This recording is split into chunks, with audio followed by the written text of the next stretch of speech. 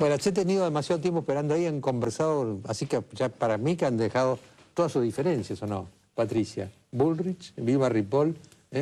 Patricia Bullrich yo creo que es una de las diputadas más consistentes y más vigorosas, bueno, y que afronta una situación difícil porque evidentemente a la coalición cívica tiene que reforzar su posición el domingo que viene. Y Vilma, que la han procesado, la han procesado. Efectivamente. Bueno, buenas noches, ¿no? Buenas Gracias. noches. Buenas noches. Y feliz Día de la Madre para las madres que hoy pasaron su día. No, sí, me procesaron y la verdad que creo que el juez cometió una doble torpeza.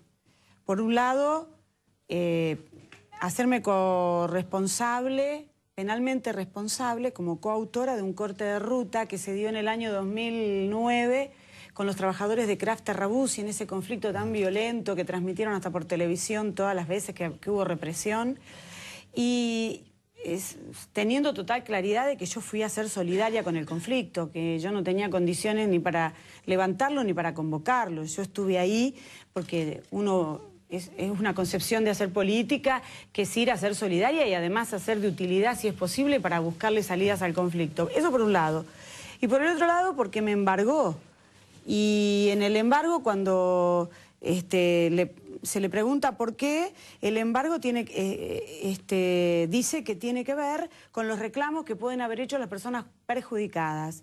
Y de verdad no hay reclamos y ya vencieron las fechas en que fueron hechos los reclamos, ya proscribieron, porque el periodo para poder hacer el reclamo es de 2 años y ya se cumplieron. Bueno, las Vilma, fechas. pero usted acepte una cosa. Lo suyo fue tan excepcional. Si hace 2 años que no tenemos ningún corte de ruta. Justo ahora la procesan por el único corte de ruta que hemos tenido en los últimos 4 o 5 años. No, sí, claro, pero yo creo que no es... ¿Cómo toma la actitud del juez? ¿Es un mensaje político?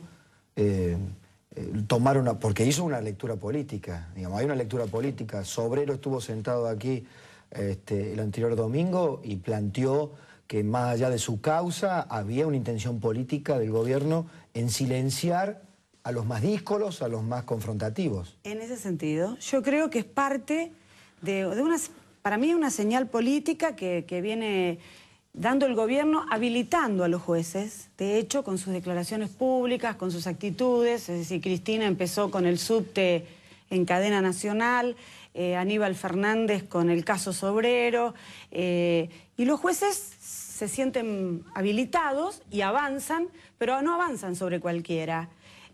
Avanzan fundamentalmente sobre los nuevos dirigentes, sobre las nuevas comisiones internas, sobre sus referentes, sobre los que son independientes de los viejos dirigentes, y lo sienten como un peligro y se curan en salud, tratándose... ¿Por qué? Porque el gobierno también ve que se viene la crisis al país, que esa crisis... la crisis mundial se ha profundizado y que no está blindado el país, y que entonces es como que se preparan atándole las manos a los dirigentes, a los referentes de los conflictos, pero también han dado un salto en la judicialización, que es con los dirigentes políticos que vamos a apoyar esos conflictos. Eso nunca había pasado, de que nos procesen. Entonces, ¿qué señal quieren dar? Que además de que los trabajadores no reclamen, que se banquen la crisis que se viene, que los demás, los dirigentes políticos, los dirigentes sociales, hasta los de la cultura, que a veces se acercan a los conflictos y que son de gran utilidad, porque visibilizan el conflicto, que a veces está metido adentro de ¿Usted cree que todo esto es preventivo? ¿Están actuando preventivamente? No tengo ninguna duda. Yo creo que están actuando preventivamente y que intentan dejarte de manos atadas para que uno no pueda avanzar en el reclamo social. Es decir... Patricia está luchando por su banca. Así ¿no? es. Por su banca de Por diputada. mía, por la de Fernando Iglesias, por todas las de la coalición cívica. Sí. ¿Cómo ve usted la lucha de Vilma? Bueno, a mí me parece que, digamos, luchar por reivindicaciones es lógico. Me parece que la Argentina necesita, y creo que puede ser una buena tarea del próximo Congreso, tener un acuerdo en el que la lucha que pueda llevar una comisión interna o la lucha que pueda llevar alguien por determinada reivindicación no signifique estar permanentemente con este tipo de cortes de ruta. Esta semana, por ejemplo, pasada, Buenos Aires fue un caos. fue un caos, realmente. Es decir, gente que tardó de venir de Lanús porque se cortó el sur 3 horas y media. Entonces, tenemos que buscar un acuerdo. Es decir, un acuerdo en el que se pueda encontrar un punto en el que la reivindicación y la pelea por determinadas cosas que me parece lógico que si ellos consideran que hay que pelearlas, las tienen que pelear, pero que eso no signifique que estemos en esta situación. Claro, es verdad lo que dice Vilma, hay discrecionalidad, porque algunos son procesados, otros cuando están cercanos al gobierno no son procesados. En el caso del campo también hubo políticos procesados por cortes de ruta. Ahora Vilma es procesada. Después hay miles que no son procesados. Entonces es como, digamos, es como lo que no se puede hacer es medir las cosas con distintas varas. Si hacemos un acuerdo, ¿no es cierto? Ese acuerdo tiene que ser respetado por todos. A mí me parece que sería sano que en la Argentina el acuerdo sea poder tener mecanismos para que ciertas reivindicaciones se conozcan, pero que eso no signifique cortar una ruta o cortar la Panamericana o cortar la 9 de julio como pasó esta semana. ¿Por qué? Porque hay mucha gente que se perjudica. Creo que estamos en condiciones de pensar un acuerdo entre todos, el lugar puede ser el Congreso, porque ya no estamos en la situación del 2002 o el 2003, estamos en una situación distinta. Entonces me parece que es posible encontrar un punto de acuerdos y de coincidencias. Ahora, Patricia, un solo tema más quiero decir. Hay sí un tema muy importante, y es que la vieja dirigencia sindical no deja nacer a una nueva dirigencia sindical. Ese es el segundo acuerdo que hay que hacer. El segundo acuerdo que hay que hacer es que hay que cambiar las leyes sindicales que le dan a las viejas burocracias el monopolio sindical y que impiden que los jóvenes dirigentes de los sindicatos, así como hoy Jorge Macri decía, impiden a los jóvenes llegar muchas veces a las intendencias, y es importante que en las intendencias lleguen dirigentes jóvenes. Por ejemplo, también está en San Isidro, además de la coalición cívica, Convocación Ciudadana, que es un grupo que está Luis Riva, que es un grupo de gente nueva que se dedica a la política desde lo social. Es decir, hay mucha gente que está trabajando así. Entonces, lo que digo es, esto significa cambiar leyes que le den a nuestro país un estatus sindical democrático. Y creo que eso también va a cambiar, y eso es muy importante. También en Vicente López estuvo el Vial Costero, y yo participé de ese conflicto. Me hubiese gustado saber qué haría Jorge Macri frente a un reclamo de esa población por mantener la costa del río como estaba, no para un gran negociado, sino para que la gente la siga utilizando como la utilizaba para todos los fines de semana, para disfrutarlo, para hacer deporte, todo eso que quedó liquidado con el proyecto del Vial Costero. Entonces, yo lo que creo es que acá hay corte de ruta y hay corte de calle porque no hay respuesta. Porque en lugar, si le dan respuesta al reclamo social, le dan respuestas sociales, o al reclamo medioambiental, o al reclamo de seguridad, porque mira, se corta por todo, cortan en los barrios por seguridad, cortan los jubilados, cortan los que tienen reclamos medioambientales, cortan los jóvenes y cortan los desocupados y cortan los trabajadores. ¿Adivina por qué? Porque es el país de la no respuesta.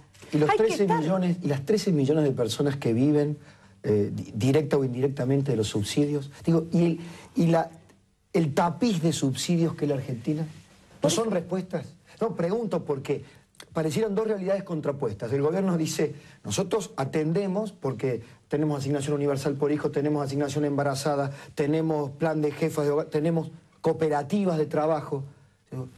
No, la pregunta es esta, hay una distorsión enorme. Mirá, no entiendo la forma en que uniste las dos cosas. Uní las dos cosas porque si Vilma enumera una cantidad de faltas de respuestas y por el otro lado... Pero yo te quiero decir una cosa. El otro día a la señora presidenta en un acto le gritó una trabajadora de Nación Servicios. Sí. Bueno, es un tema que yo lo seguí. los trabajadores de las AFJP que les dijeron cuando se votó la ley, que nosotros la votamos en contra, les dijeron que les iban a dar un trabajo, iban a ser absorbidos, los pusieron en una empresa, ¿no es cierto?, que se llama Nación Servicios, que depende del Banco Nación y es una tercerizada. Ganan 2 veces menos de lo que gana el mismo empleado que estaba en la AFJP del Banco Nación. Esta gente me vino a ver a mí. Como eran empleados de AFJP, nadie les dio bolilla. Le mandaron mail a todos los diputados de la Nación. Bullrich los atendió con nuestro equipo, hicimos una conferencia de prensa, le mandé una carta al carta documento al jefe de gabinete, diciéndole que por el artículo de la ley tenía que darles trabajo a la gente. ¿Sabes lo que me hizo Aníbal Fernández? Me procesó. Me procesó. Así que sí, hay otra procesada acá. Me procesó. Y ahora, igual... ¿Como juez? Bueno, pero no, me mandó una carta documento. Ahora, ¿qué estaba...?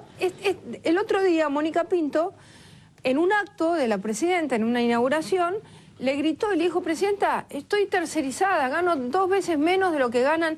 Bueno, entonces, el tema... A eso voy, Patricia. Bueno, entonces, el tema es el doble discurso. A destapar el doble discurso. Bueno, a eso me estoy refiriendo. Frente al doble discurso del gobierno, es verdad que la mitad de los trabajadores están en negro. Es verdad que el 85% de los jubilados ganan 2.000 pesos y están debajo de la línea de pobreza. Pero a la vez es verdad, perdón, Vilma, pero a la vez es verdad que hay 13 millones de personas subsidiadas en Argentina. Entonces, a lo que voy, cuando hago esta pregunta con intencionalidad para una dialéctica de debate, es que algo está fallando, o estamos generando una cultura, o está generando el gobierno una cultura del que no llora no mama. No, bueno, pero lo que pasa es que vos tenés una cantidad de gente por debajo de la línea de pobreza que no tiene nada que ver con los índices que da el gobierno desde el INDEC. Porque como dicen los trabajadores, sistemáticamente golpeados, echados, despedidos por la gestión Moreno dentro del INDEC, meten las cifras del INDEC meten a los presos, a los pobres adentro de un cajón. Esa es la verdad. Se oculta una parte de la realidad en relación a la pobreza, pero en relación a los demás sectores sociales y en relación a los trabajadores también. Y el problema es que los trabajadores, en el caso mismo de Kraft, hacía 35 días que estaban de paro dentro de la fábrica reclamándole a esa empresa multinacional yanqui que querían que no se sacara el turno noche, porque fue justamente en relación a la crisis económica del 2008 que Kraft vino a que en América Latina se paguen la crisis de Estados Unidos, que sufría su empresa en la casa matriz, y entonces ¿cómo? ¿Cómo piensan que paguemos la crisis ahora? Empezando por reducir los salarios, suspender las horas extras, despedir, avanzar las vacaciones, porque así resuelven. Pero hubo 13 empresas que amagaron con suspensiones y retrotrayeron. Sí, sí, pero porque el gobierno tuvo una política, seguramente hicieron acuerdos de plata para que eso no suceda y no se den señales antes. Pero ojo, porque el problema, perdóname, porque el problema fundamental es que van a trasladar la crisis de la manera que la trasladan siempre los empresarios, que es haciendo que los trabajadores paguen esa crisis. Y eso es lo que intentaron esa vez en el conflicto, pero eso lo siguen y lo van a volver a hacer ahora. Entonces, preventivamente el gobierno intenta que no haya nuevas direcciones que se pongan al frente de los reclamos, y entonces el corte de ruta significa la visibilización, porque los medios van, porque entonces eso lo expone al gobierno que no da respuesta al Ministerio de Trabajo, que no da respuesta al Ministerio de Transporte. Lo del transporte es un escándalo, porque la línea 60, que estaba en ese momento en conflicto, le denunció al gobierno y a todas las instancias del gobierno, Seguridad, Ministerio de Trabajo y a la Casa Rosada, de que había una patota que había contratado la empresa para enfrentar a los trabajadores en el conflicto. Y lo dejaron correr. Y había riesgo de que hubiera un muerto y ahora... ¿Cómo? Vamos a hacer un pequeño corte, después seguimos con ustedes. Pero yo le voy a dejar a Patricia Bullrich una pregunta para ver cómo evaluó usted, Patricia, la tesis de Vilma de que están abriendo el paraguas porque creen que viene la lluvia. Bueno, repito la pregunta que le hice a Patricia. Vilma estuvo diciendo y sugiriendo varias veces que el gobierno ve venir una tormenta, que no estamos blindados y que entonces están tratando de empezar a tapar los posibles agujeros que pueden presentarse. Sí, bueno, el análisis que hacemos nosotros es que la Argentina va a necesitar cambiar determinadas cosas para prepararse frente a la situación internacional que existe. Tenemos un problema muy serio que es cómo Brasil va cambiando la moneda. Y como en general el problema que estamos discutiendo es los países crecen por competitividad o crecen por tipo de cambio. Como la Argentina en competitividad no ha avanzado, sino que y ya con el tipo de cambio estamos con un problema. El problema que tenemos es que si Brasil devalúa, inmediatamente cambian los términos de intercambio, cambian y Brasil comienza a poder, digamos, traer una cantidad de productos que hoy nosotros le estamos vendiendo. Entonces, ¿cómo encarar esto? Bueno, hay que encararlo, es decir, hay posibilidades de encararlo, por lo menos nuestro equipo económico dice que se puede encarar. Nosotros hemos hecho propuestas muy concretas, hemos hecho propuestas para bajar el impuesto al cheque de manera ya a las pymes, porque es un impuesto antiproductivo. Hemos planteado también la baja a cero de las retenciones de los productos que hoy compiten con la soja, el trigo y el maíz.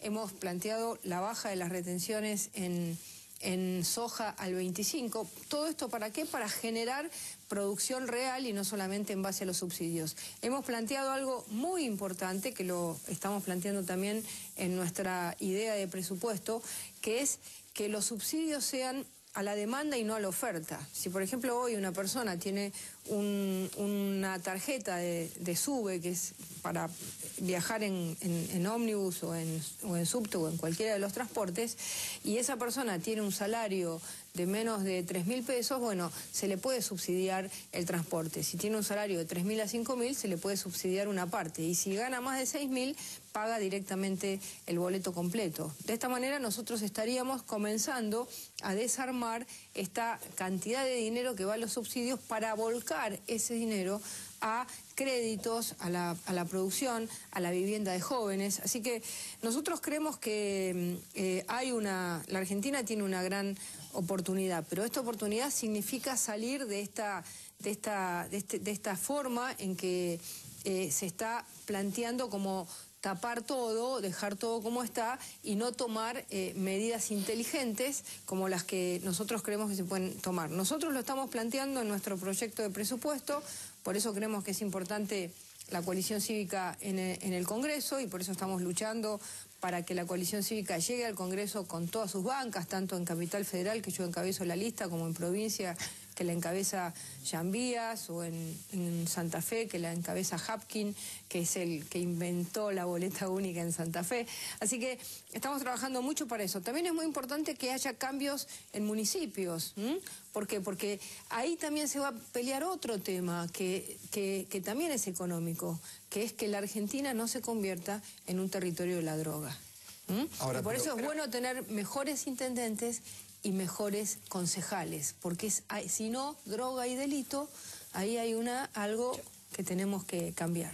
Bueno, nosotros desde Proyecto Sur de verdad creemos que la Argentina no está preparada con total claridad para encarar esta crisis, que se perdió la oportunidad del viento de cola de los precios internacionales de las materias primas para industrializar el país, para hacerle valor agregado, para desarrollarle las industrias estratégicas, para que se termine el saqueo de los recursos naturales que no son renovables y que en el medio de una crisis energética como la que hay en el mundo, nosotros que somos un país productor de gas y de petróleo, estemos importando. Éramos.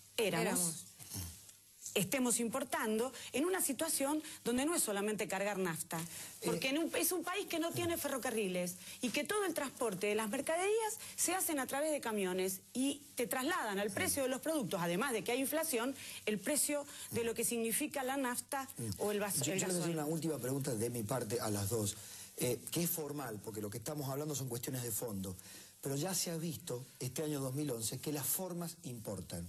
Las formas fueron el cementerio de la oposición, permítame esta metáfora, lo hemos discutido, Patricia, en cuántas mesas. Cuando digo la forma, digo cómo se llegó dividido. ¿No le temen al efecto borocotizador en cada uno de sus espacios que pueda generar una billetera llena y una oficialitis dominante en el próximo periodo? Ya. nosotros, esta es nuestra boleta y estos son nuestros candidatos en la capital. Y nosotros, que la miren. y de verdad, creemos que hay una trayectoria de coherencia, de defensa de las causas que levantamos como programa central de Proyecto Sur para el próximo periodo, que no es menor, porque es esencial recuperar los recursos naturales, desarrollar todas las industrias que tuvimos y que sabemos hacer, la naval, la aeronáutica, todas, la ferroviaria, no comprar en China maquinaria obsoleta, que es trabajo argentino, porque las crisis mundiales afectan inicialmente el trabajo en Europa y en Estados Unidos. ¿Cómo se expresa rápidamente la crisis? Con millones de desocupados. ¿Y cómo te crees que va a ser? Entonces, Félix Herrero, defensor del petróleo, Patricia Walsh, defensora de los derechos humanos de antes y de ahora, Cacho Bidonde, defensor de la cultura, no de la cooptada, de la cultura independiente, de la cultura de verdad.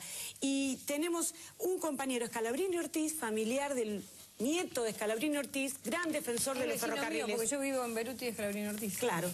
Entonces, no es solo una calle. Efectivamente, ellos fueron los que hicieron grande el ferrocarril en la Argentina. Y es inviable Argentina si no se recupera el ferrocarril. Y nosotros, y además van a pagar en deuda externa, tengo que decirlo, van a pagar 36.000 millones de pesos, están planificados para pagar. Y eso equivale al valor de 300.000 viviendas populares. Bueno. Y están matando viviendas populares. Quiero plantear algo porque... Ahora, Patricia, sí, puede mostrar su boleta también. Sí, sí, por supuesto. Está pero autorizada. Sí, sí, acá está mi boleta.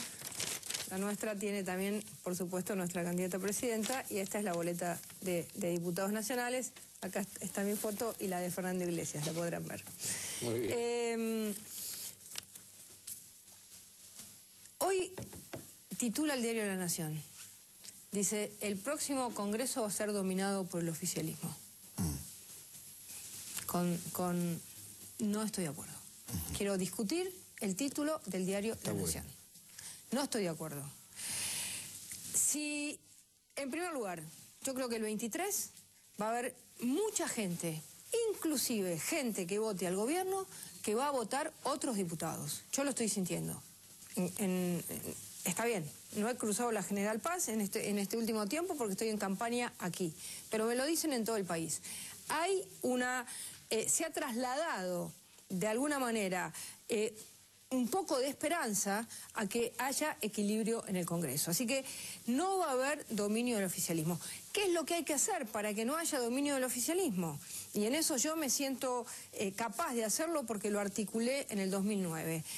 Toda la oposición, desde Proyecto Sur hasta los partidos locales, hasta el PRO, la coalición cívica, todos, y el FAP, ¿no?, que ahora dice que no quiere hacerlo así, porque lo leí también hoy en La Nación, tenemos que unirnos para que las comisiones parlamentarias no vuelvan a tener dominio del oficialismo. Si hay un sector de la oposición que se reúne con el oficialismo para darle el dominio de las comisiones parlamentarias, entonces a partir de ahí manejan todos los proyectos. Entonces, yo, digamos que lo hice en el 2009, voy a volver a plantear concretamente que todos nos reunamos, y si acá está el oficialismo, acá tiene que estar la oposición. No le quieren llamar Grupo A, le llamamos, no sé, Grupo Flor, como quieran.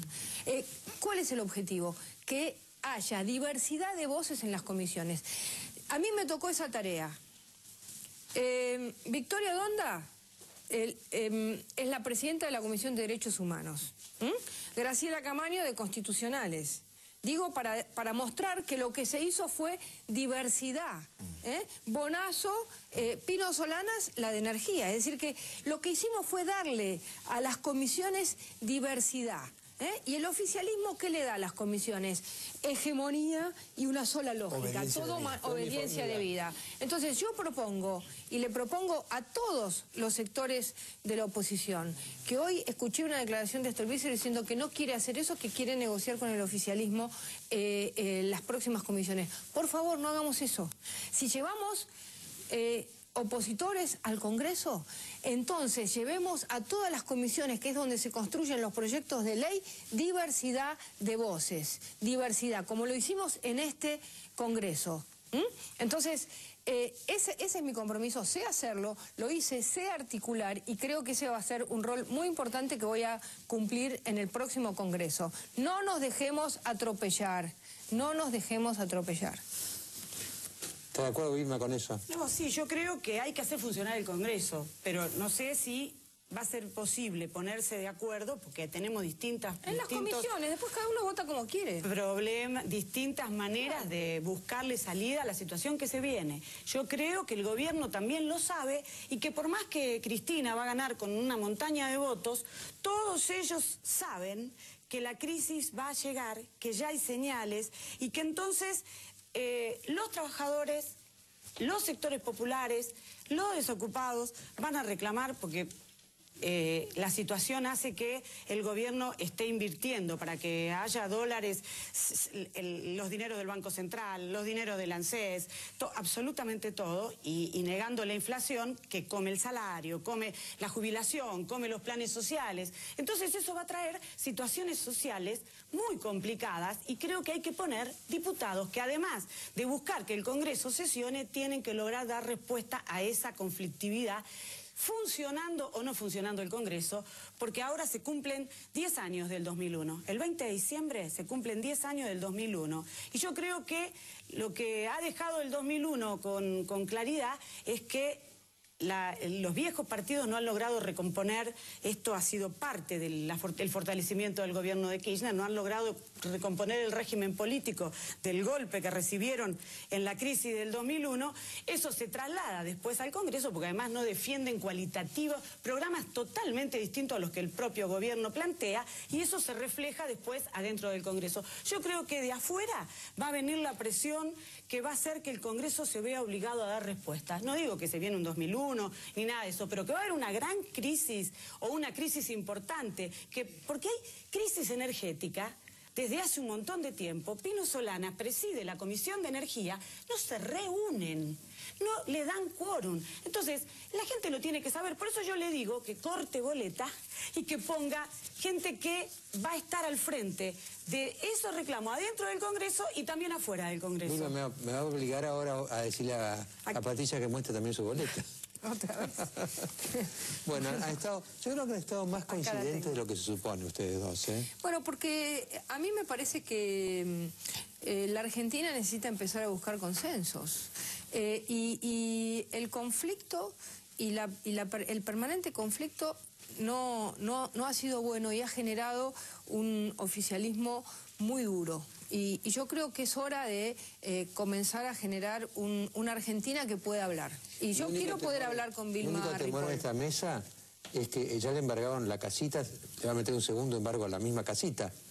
Que sí que así usted, ¿eh?